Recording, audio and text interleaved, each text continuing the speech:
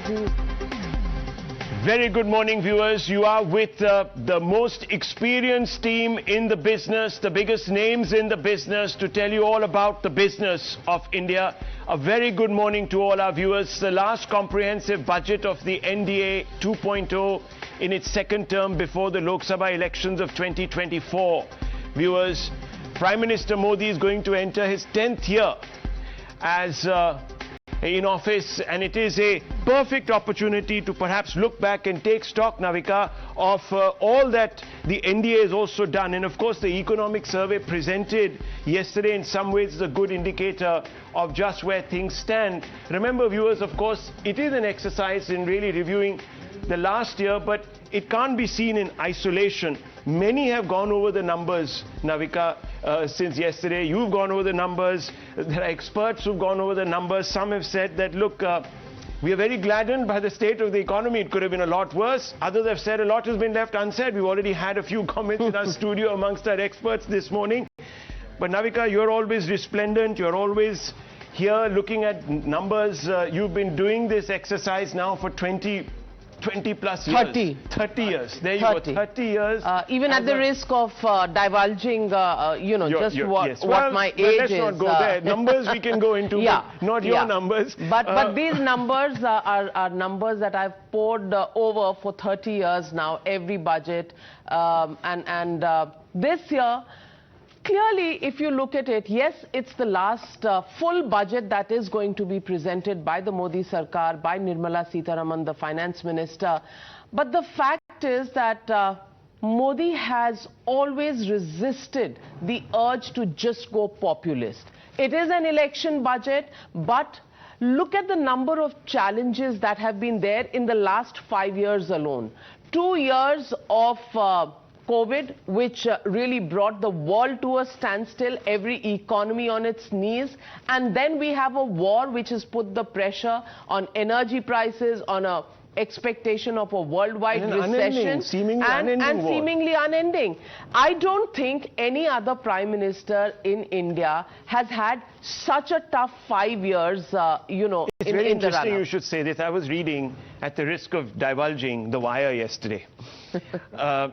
Yes. Strange things you have begun to read. I have picked up a few habits. I won't say whether they're good or bad, but definitely in the interest of knowing what people are saying all around, it's always good to read different opinions. And The Wire says it's very interesting. The economic survey looks at NDA 1.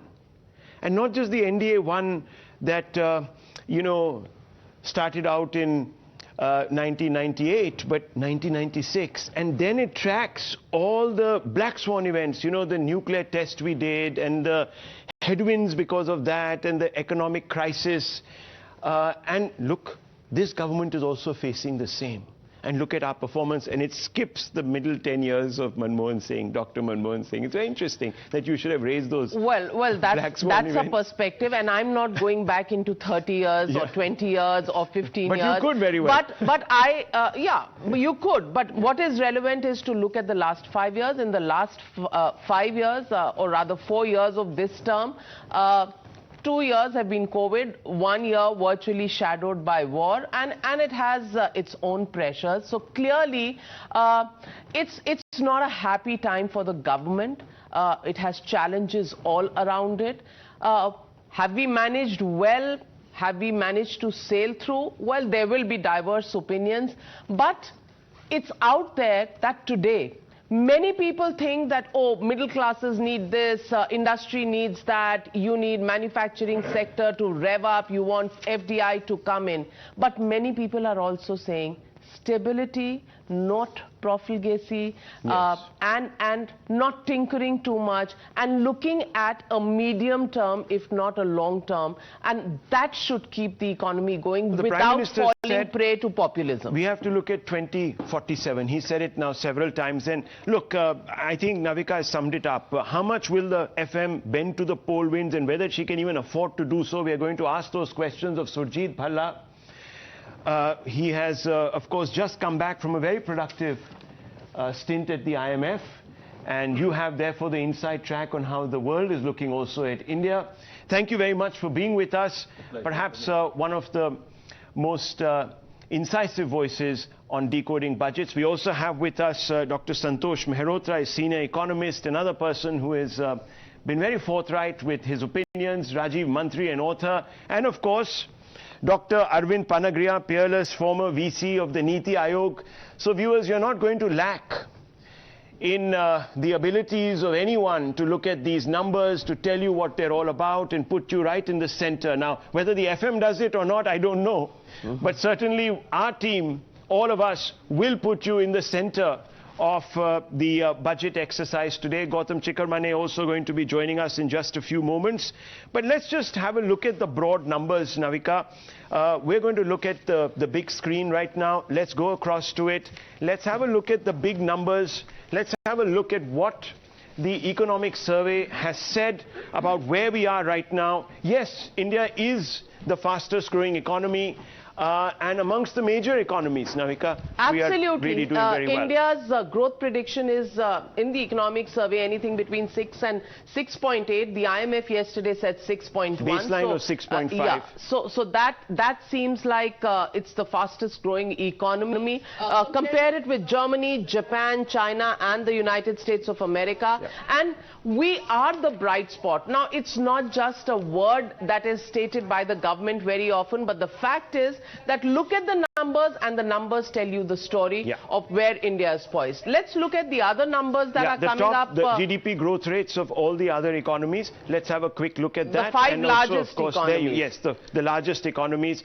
US 5.7, China 8.1, and Japan 1.6. So you have these numbers coming up, 2.8 and India 8.7. Now, these are obviously, viewers, the numbers that we're looking at, which is data from 21, 22 onwards, and the projection. Yes, they had said where we would be. We quite clearly haven't been there. And look at this. China is nowhere near this number. This was the My Government figures, viewers, for where we should have been. Obviously, things have not turned out that way. And we know right after the budget, the war broke out in Europe. So there was that big problem. This is the first budget that's going to look at a very close look at the war and the impact and how India's had to brace up. So let's look at the next figure. This is interesting. The growth drivers that everyone is looking at very closely, and we're going to talk a little bit about them. Let's have a look. Private consumption, mixed record, viewers, as of now. Higher capex, very important. This is where the Modi government has done well. I think a large number of people will agree it has done well. And I was just reading a column today by Swami Ankaleshwar Iyer, and he's saying that because of this, private capex will also go up. Absolutely. And it's also revved up the economic activity. It's put, the construction activity, the road building has put money in the hands of people, both in rural India and urban India. And that's kept the economy going and the growth rate where it is. The next is important, strengthening the corporate balance sheet.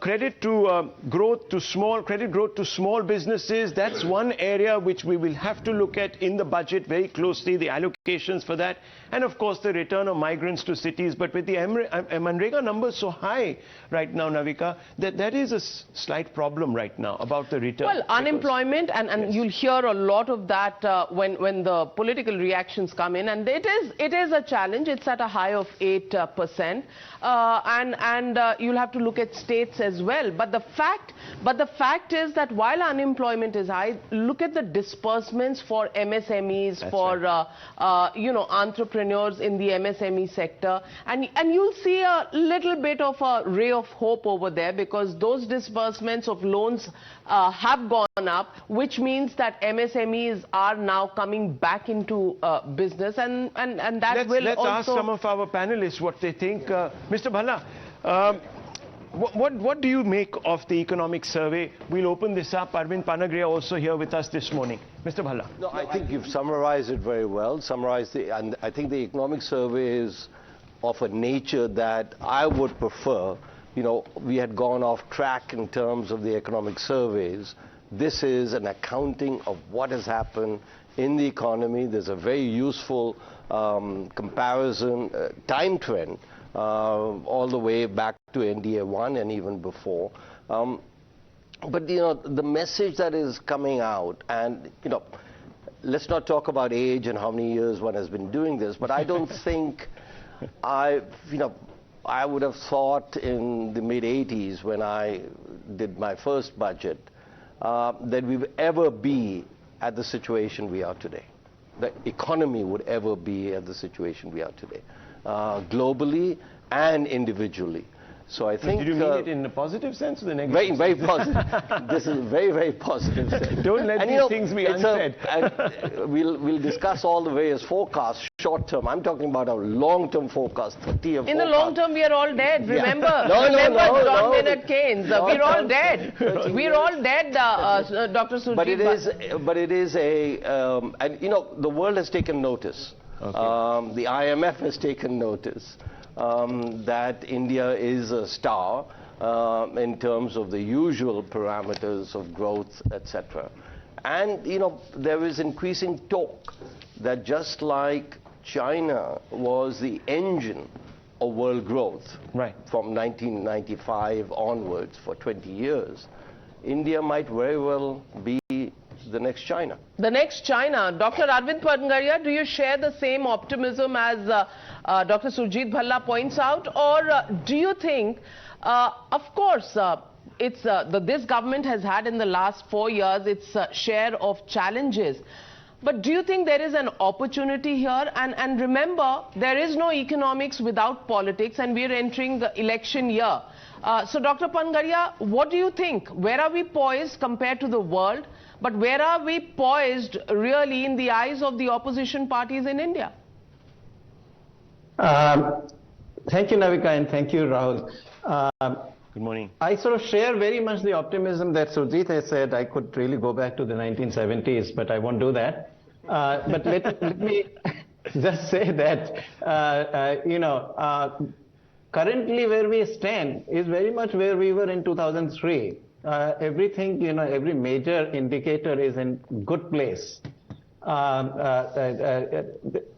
We've been talking about capex, for example, and when we say capex, we are thinking only about the government expenditure on infrastructure. But in fact, the overall investment to GDP ratio is already at 34%. So we are really inching towards where it was at the peak in 2007-8. So private investment, not fully recognized actually, but private investment has been getting there. Ultimately, the government investment is only a small proportion of the total investment. So the total investment cannot go to 34% without private investment actually doing quite well as well. And the direction is good also. The balance sheets are excellent, both of the banks as well as the corporates. So the investment cycle is, I think, on. Already we are at 7%. I must say that, the economic survey gives a very nice kind of very positive, very strong narrative. But the growth projection it makes of about 6.5% for the year 23-24, to me is a little bit out of line. It should be higher. I mean, if you look at the narrative, all the vitals of the economy that it points out to, even exports have been actually doing quite well. 2022, our exports, just merchandise exports, have been $450 billion. And the global economy also, I personally feel that there is too much of pessimism projected. Because if you look at, again, what is the big thing about global economy? It's international trade. Now, global exports, at peak prior to COVID in 2018, merchandise exports were 19 trillion. Right. 2021, they went up to 22 trillion. Last year, 2022, 25 trillion. It's a very large global economy, I think, and with all the good things we have done in terms of reforms.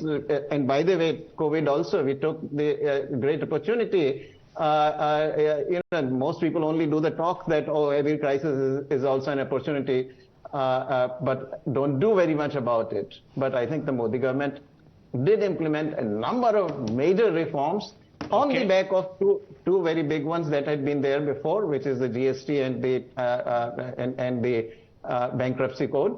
So I think things looking very good. I feel fantastic. Okay, you feel buoyant, optimistic, hopefully as optimistic and as buoyant as Mr. Adani was yesterday when he found that his FPO was oversubscribed. Well, let me bring in Mr. Mehrotra. Mr. Mehrotra, how do you see the numbers? In fact, Mr. Panagria says we are not doing ourselves any favors by underplaying the numbers. We should be higher. Well, I'll go back to where you started, you and Navika started. India is, of course, the fastest growing large economy in the world, but why are we surprised?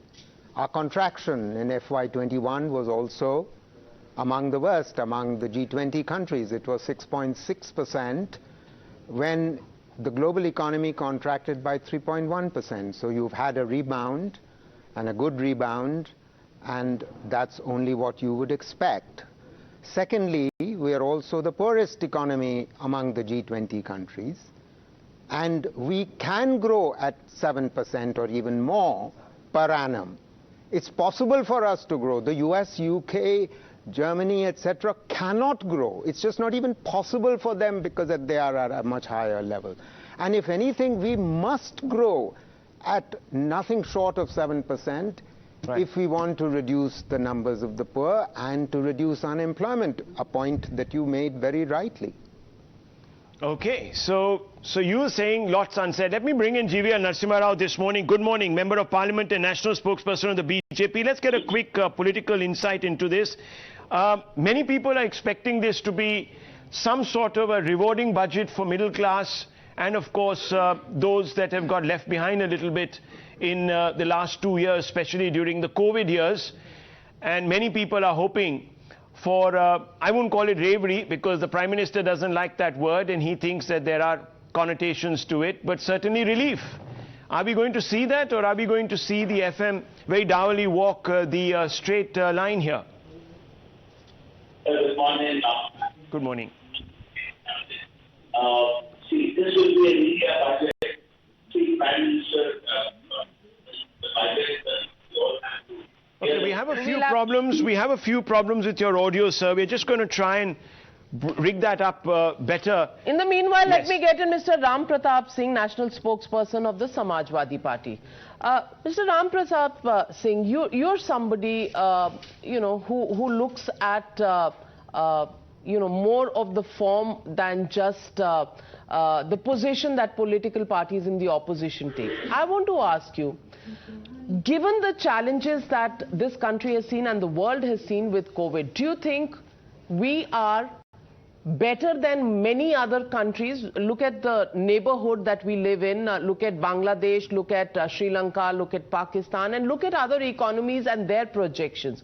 Do you think India has done reasonably well coming out of that challenging period? And what would you expect as the opposition? Because opposition responses are normally, stock from 1991 to now. Nothing for the common man, nothing for the farmers, it's only for rich people and industrialists. These are the three things that most opposition parties say after the budget. But realistically speaking, would you at least say that India has done reasonably well in these challenging times?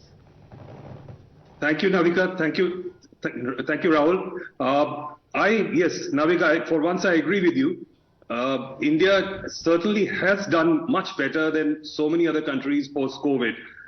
And I also appreciate what you said at the beginning of the conversation, that let us just, in this discussion today, let us stick to the last 5 years, rather than go back into history for what happened in 10, 15, 20 years domain. I speak from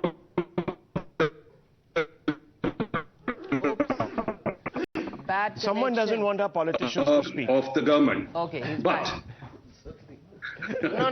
your connection was bad, but now we can hear you, so go ahead. Right, thank you. So I would just take up one aspect of our economy today, and this is all government data available in public domain, that under two of the most popular social schemes, Government of India is spending on PM Garib Kisan Kalyan Yojana and PM Kisan Samman Yojana. They're spending something like 2.87 trillion rupees per annum And then you have the Kisan Samman Yojana, that's another 68,000 crores. Now this comes to almost about 10% of our budgetary allocations. And by their own admission, 80 crore people in the country are dependent on this food packet scheme that is coming their way, which is almost 58% of the Indian population. Now this is not a good indicator that if 60% of our people are dependent on free food from the government, does it happen in economies across the globe? I would like the BJP to respond. I think the context there, and Surjit Bhalla will bear me out, the context there is that these were difficult times, these were COVID times, people had lost their jobs, and these people, Mr. Mantri, you would also agree, these people were being given this support of Garib Kalyan Yojana in that period. And that period, you know, it's just hand-holding till you come out of that challenging time. You go ahead. It has continued. It started obviously during the pandemic inception, and that program has continued as it should have, I think. But the other notable graph that is there in the economic survey is on the decline of poverty over the last 8 years. So there is a graph in the economic survey which charts out on the number of poor people. It has been more than cut by half in the last 8 years. And in a way, we are wiping out absolute poverty in India. So that is something I think to recognize. But many people say that, and I want to ask you this, Surjit Bhalla, that you have a wide base that is getting this food subsidy. Maybe it could be shrunk a little bit. No, I was going to look, the 800 million number that is being discussed, it is correct that they are being provided food, etc., support. It doesn't mean that they are poor. The 800 million comes from the Food Security Act. It's a Parliament Act. It's an act of Parliament. It's mandated that they get it. What this government has done is improve the efficiency by which the people are targeted and receive it. Previously, they were naam ke vaste, they were supposed to get the money. Now they're getting. So all I'm trying to tell you is that the fact that 800 million people are given this free food, which is mandated by the Food Security Act, doesn't mean they are dependent on this food for survival or even for consumption. This is so this is only to tide over the tough times during the pandemic. Two separate things. No.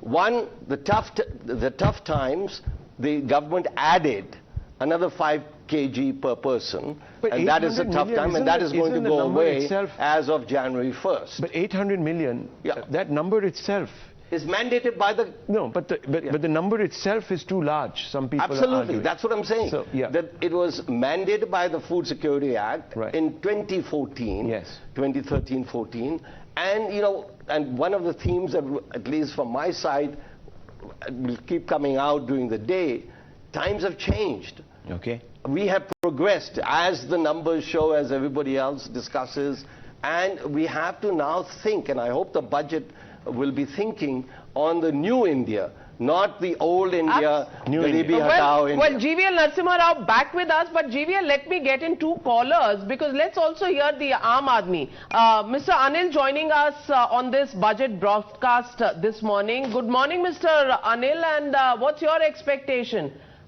Good morning, Navika. My expectation is that FD interest rate should go up and housing loan interest should come down, so that both will get a benefit.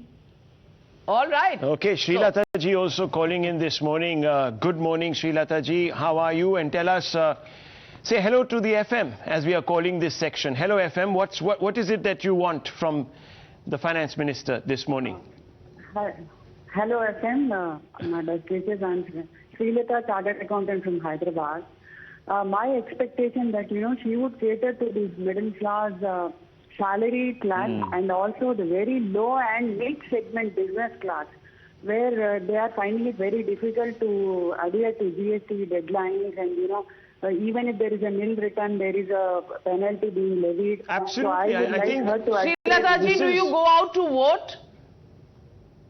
Sorry? Do you go out to vote?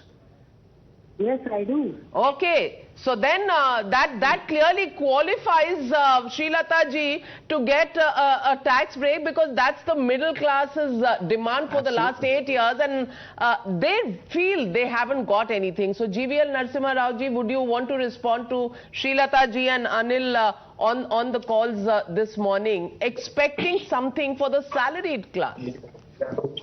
Yeah, good morning to you, Navika, Abul, and all the esteemed panelists. As I was trying to mention earlier, what is in the budget, we'll have to wait and see. And unlike in the pre-GST era, the budgets have not too many announcements for individuals, because earlier budgets used to be lower or increase in custom duties or excise fees. They don't change much these days. And as far as the GST rates are concerned, GST has completely, it's a continuous process. So announcements regarding income tax is all that people expect. This government in the earlier budget has already given certain, by increasing the IT slabs, by giving certain exemptions, by giving even an alternate mechanism for paying tax. Because last couple of years, for example, I have chosen the alternate path where you don't need necessarily to make compulsory saving, but pay a lower rate of income tax. So a lot has already been given. Well, a lot is expected from the middle class. They're expected to carry really the cross, bear the cross really for, and subsidize a lot of these schemes. Mr. Panagria, why haven't we seen the middle class getting more in return for all the efforts they are putting in? Well, look, every one of us will feel that we are not getting enough. But one thing that can be done, which in fact would be very much for the middle class, is to really reform the personal income taxation. There are lots of exemptions, but then the rates are extremely high. The tax rates that go all the way up to 43–44%. And that's the top one, but for the lower income brackets also, the tax rates are quite high. So one of the things you're saying is tax. The tax rates need to be. Let's open this up. Let's get in Mr. Sajid Chinoy. He is also joining us this morning. He is the MD and Chief India Economist for JP Morgan and part-time member of the PMEAC. Mr. Chinoy, how do you see the government balancing economic reforms and popular policies in the budget this year? This is an election budget, and we need to talk a little bit about that. I think there could be some changes and some rationalization. I think one can't rule that out. I think also at some point, perhaps we have to revisit whether the whole personal income tax code needs to be reformed and rationalized. We had this in the case of corporate taxes, where rates came down and exemptions were rationalized, and perhaps at some point in time, we need to do the same thing in the coming years on the direct tax front. But perhaps this is not the year to take any large tax changes, given the fiscal uncertainty I spoke about, given the need to bring the deficit down, given the need to keep pressing on the public investment front. Right. So I think while you could see some tax tweaks, I'm not expecting anything dramatic. That's interesting. Well, the question also would be tonight, Mr. Chinoy, that should there be an increase in capital expenditure? This government's record in that has been pretty good. Do you think that will carry on in the infrastructure sector and create more jobs? Because that seems, unemployment seems to be the major concern in an election year.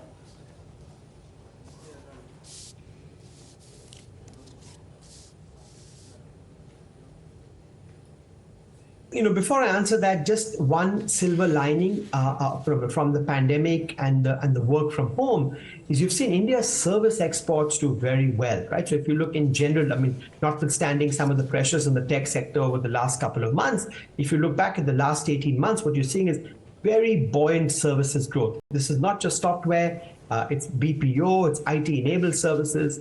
And these services used to generate about $18 billion in net exports 3 years ago. And that rose to about 21 billion last year. It's now tracking 26 billion. So I think the one silver lining has been that the increased digitalization around the world, the fact that work from home has made offshoring more attractive or more acceptable is clearly benefiting India's services sector, services export sector, IT sector, and that bodes well for white-collar jobs, notwithstanding some of the recent pressures. I think the focus will need to be also on blue-collar jobs, manufacturing, lower-end services. So what can the budget do? I think there are two things. One is, as I mentioned, a sustained focus on infrastructure, not just physical infrastructure, but health and education, to enable job creation at the bottom of the pyramid, construction jobs in particular. Right. And I think the center will need to take the states and the PSUs along, because we've seen in recent years that central capex has picked up very smartly, but states and PSUs have lagged. So we want all guns firing when it comes to physical infrastructure, health, education, and public investment. And the second thing I think is just to create stable macro environment, which is why the focus on macroeconomic stability, bringing the deficit down, ensuring there is no crowding out, ensuring inflation continues to soften, that the external sector is sustainable. All of that, I think, fosters a macro environment in which you can expect to see some pickup in private investment. Ultimately, it's investment that creates jobs. Investment so that creates jobs. Directly. Okay, we're getting pictures of Nirmala Sitharaman, the finance minister. Sorry, I need to cut in there, leaving her residence. She's now going to go across, I suppose, for the union cabinet meeting. No, she will. She leaves home, goes to North Block. It's the drill we do every year. We see this. She goes to North Block, picks up that bike khata, no longer a briefcase, doesn't suit women finance ministers for sure. So she picks up that. She has a meeting with her, or a general get-together with her officials who've made the budget, her MOSs, and then all of them together leave for Rashtrapati Bhavan, because the president, custodian of the Consolidated Fund of India, gets a first sneak peek into the budget, and there is this whole protocol of having a cup of chai with the president, telling her about the defense budget, because she's also the supreme commander of our armed forces. So defense budget and the major highlights of the budget and photo ops that happened there, and then she heads to Parliament for the cabinet. That's very interesting. Mr. Mehrotra, look, I just heard a large number of our experts. No one is talking really about the subsidies. Now, in 2014-15, correct me if I'm wrong, food subsidy was around 117 or so crores. I mean, I'm talking in terms of absolute numbers. Exactly what you need if you want to generate jobs, and I'm hoping that the government this year will do much what the FM did last year, which is transfer about 1 lakh crores over the course of the year to state governments. Now, state governments, when they do capex, they generate many more jobs because their activities are much less capital intensive. When the center does capex, what happens is that it's very capital intensive, doesn't generate jobs. And what we desperately need at this point is a revival in demand, in private final consumption expenditure. And that will only happen with jobs. So, yes, it's critical that we make every effort to contain non-merit subsidies. Mr. Bhalla, are there any non-merit subsidies? Well, the Prime Minister made this a political issue. First of all, let me make 2 points related to subsidies and election year budget and populism. They are related. Yeah. I think we, as forecasters, as analysts, have consistently gone wrong over the last 5, 6, 7 years, saying this is going to be a populist budget. We had the same noises in 2018. We are hearing the same noises now. So, what we should know from history, and especially from NDA 1 and NDA 2, they are the most conservative of the Indian governments over the last 70 years.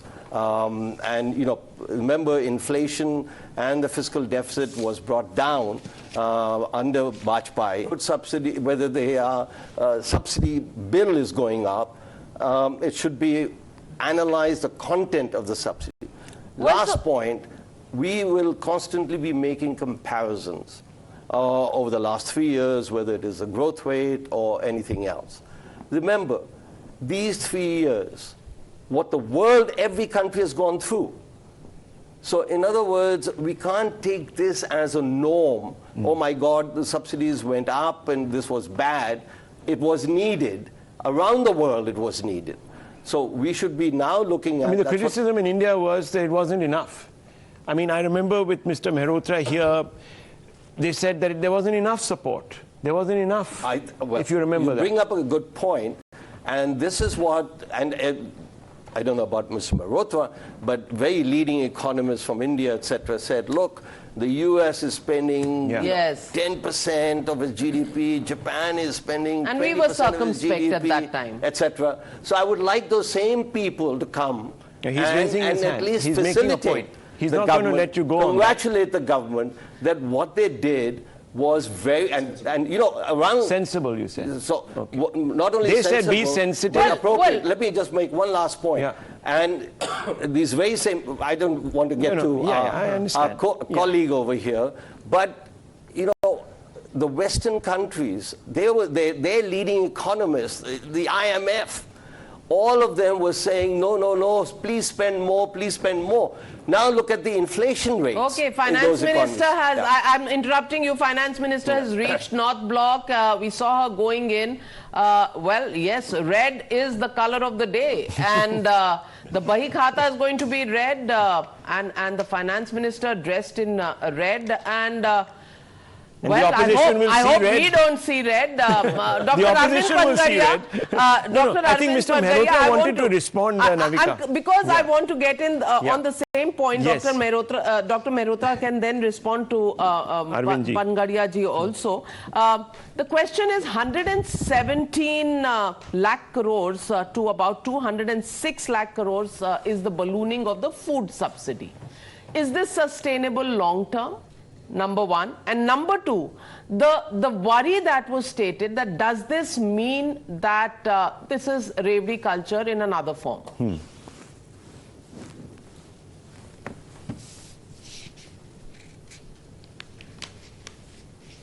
Dr. Pangadia, that was for you.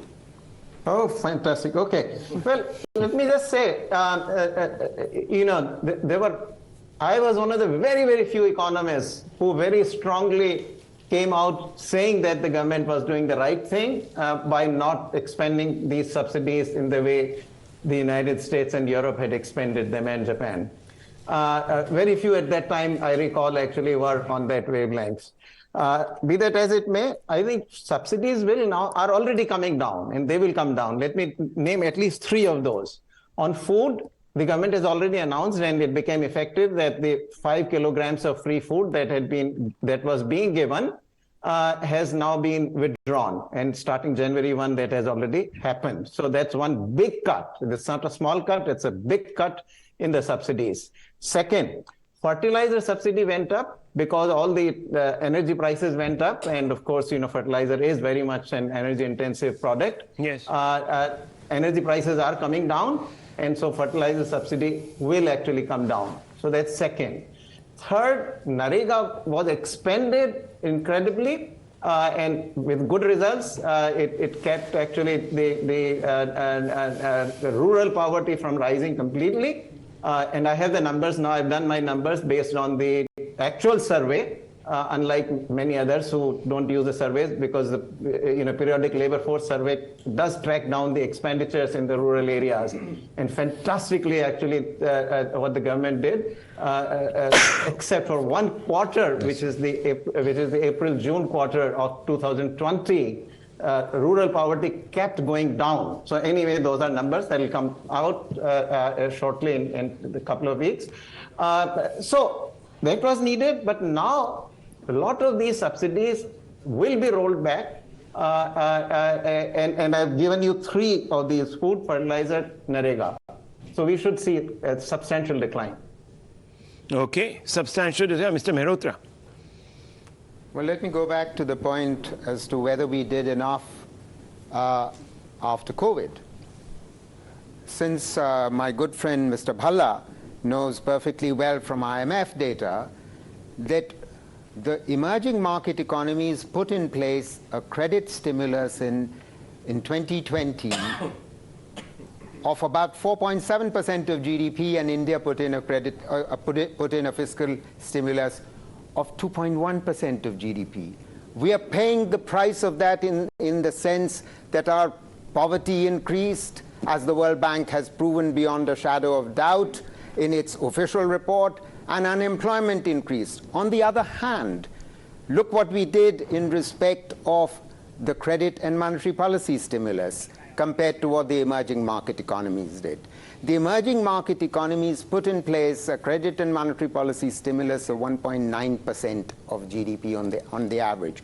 In India, we put in a monetary policy stimulus of 6% of GDP. Excess liquidity sloshing around, which is what is showing up in our sustained inflation, which the RBI, despite all its efforts, it's not being able to control. Yes, the inflation rate is much higher in the richer countries, but they went completely overboard. Last point, last sentence, it's absolutely critical for us to recognize that when the global economic crisis of 2008 broke upon this country, which was a much weaker international crisis, we put in place a fiscal stimulus of 3.5% of GDP. Compare that to the very severe crisis, a once-in-a-century crisis in FY21 that our economy faced. We put in place a fiscal stimulus of merely 2.1% of GDP, much below that of the emerging market economies. No wonder our GDP contracted by 6.6%. in the same year that the global economy contracted by only 3.1%, as I said earlier. Well, that's a very, very deep look at the numbers and the prescription there. But let me also welcome Kiran Mazumdar-Shaw this morning. Good morning, Ms. Mazumdar. Happened outside the budget, but today. We're calling this the election budget. You had commended the finance minister last year after the budget for not presenting a populist budget, despite the fact that we'd come out of COVID and India really desperately needed some good news. Do you think this time there would be some amount of populism, if you can call it that, with income taxpayers getting some reliefs? And how do you think welfare schemes can be balanced with a little bit of fiscal prudence without coming out as totally populist in an election year? I think, there is a balancing act as far as the finance minister is concerned. I do, sympathize with the finance minister because, we have had to face many headwinds because of geopolitical reasons, because of global macroeconomics. And I think it is posing a big challenge to see how much we can do for those who have not benefited from all these aspects. For instance, I do know that SMEs have actually not done very well because of these global challenges. At the same time, I think we also need to be globally competitive. So, the at scale or global scale industries need to sort of make sure that they take a full advantage of what is happening today in terms of the geopolitical decoupling that's happening, where China is being alienated and India is looked at as a preferred option. Now, in order to make sure that we take full advantage of that, I think we need to be globally competitive. So our corporate tax rates also have to be globally competitive for two reasons.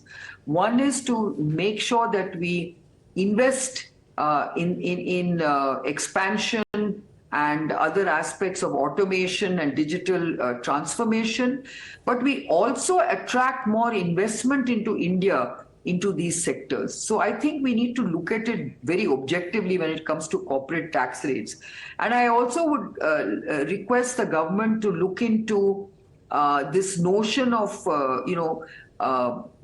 ensuring that we don't just focus on greenfields projects, but we actually allow that lower tax rate on any kind of capacity or capital expansion, irrespective of whether it's brownfield or greenfield. Well, that's very interesting because our Budget Insider viewers has put his and her ear very close to the ground and picked up some signals. Now, what are we hearing? Budget Insider is telling us on infrastructure side, capex in the budget may go up by 25 to 30%, Mr. Bhalla, to over rupees 9 lakh crore. Capex has gone up by 123% over the past 3 years.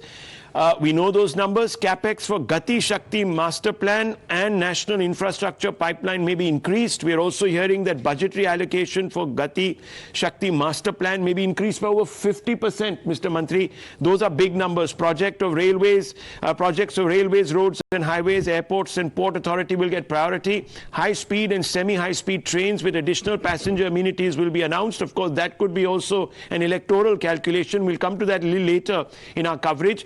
Dedicated Gati Shakti cargo trains with timetables may be announced in the budget. 25,000 kilometers of new roads and highways may be announced in the budget. Privatization of 12 more airports to be announced. Outlay for Jal Jeevan Mission may be increased by up to 25%.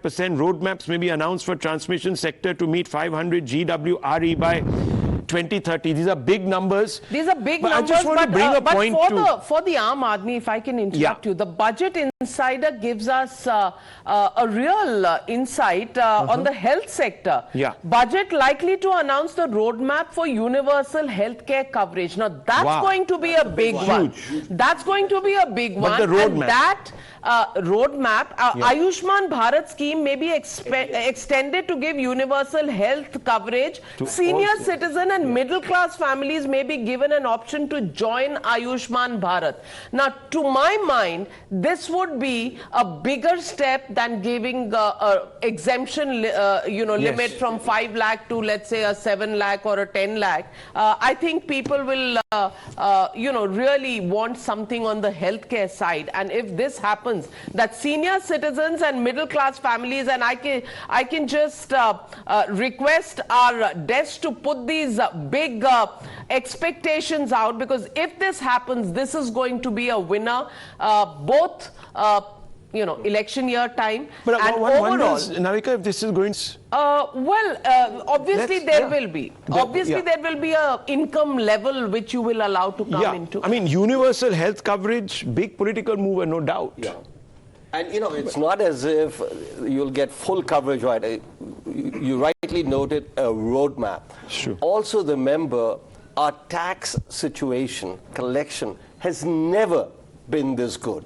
So I would hope that they use the opportunity of, I am not a big believer on 6.4 versus 5.9%, which I'm sure we'll be talking about, whether it's reduced or not. I think the opportunity is there. Tax revenues are robust. Well, there is a number. Robust, government may allocate 15 to 20% hike in the health budget. It may touch 1 lakh crore. That will be a So then what happens? Government will also share the premium of Ayushman Bharat for senior citizens. So it's not like they are going to pay all the amount. 100%. There will be a sharing, but the fact is that senior citizens can now become part of the Ayushman Bharat by contributing. Should we get in Mr. Panagre and ask him how this will look? I mean, I don't want to sound like the prophet of doom here, but last year certain targets, for road construction, Jal, that mission, etc., we haven't met those. We are about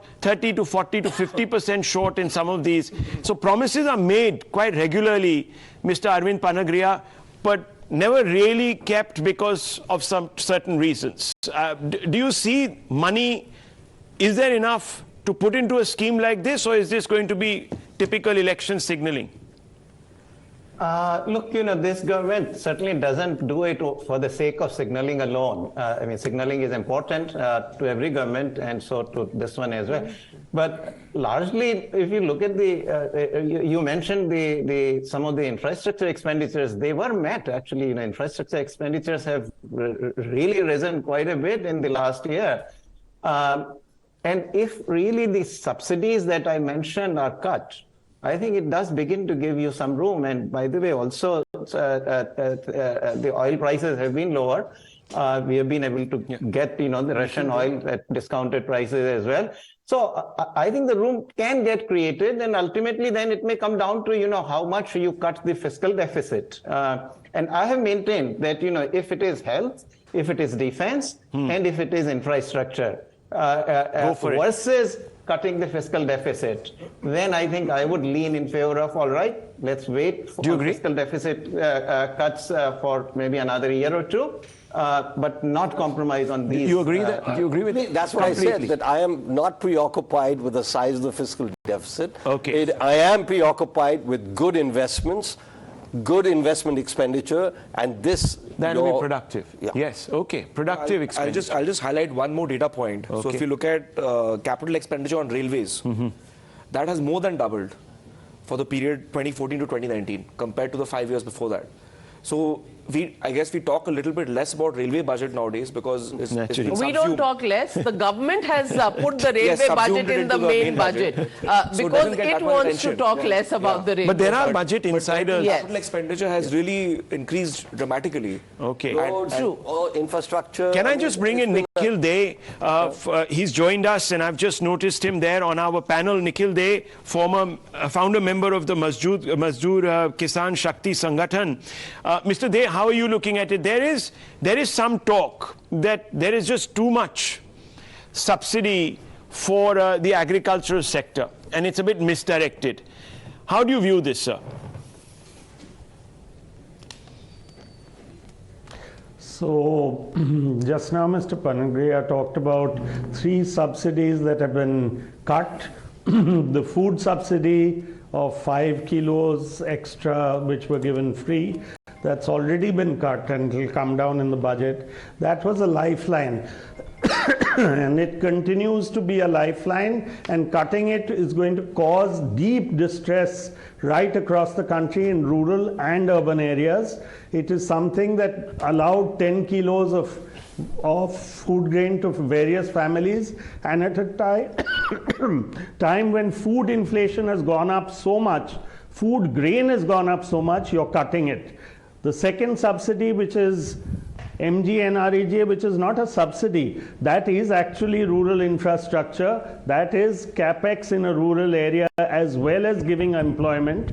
And there what you have is a situation that the law says you are supposed to give as much work as is demanded. And even when they increased 40,000 crores during the COVID years, the year ended with unpaid balances of about 15,000 crores of wages. So we have a situation this year of West Bengal not having got any money at all for one whole year. 1 crore people have worked and they have not got wages for an entire year, and various technicalities have been used. So I'm very worried, even if there is in the budget money that is allocated, it doesn't get there. ICDS, the entire ICDS midday meal, 40% only has been sent to the states under some technicality of accounting expenditure.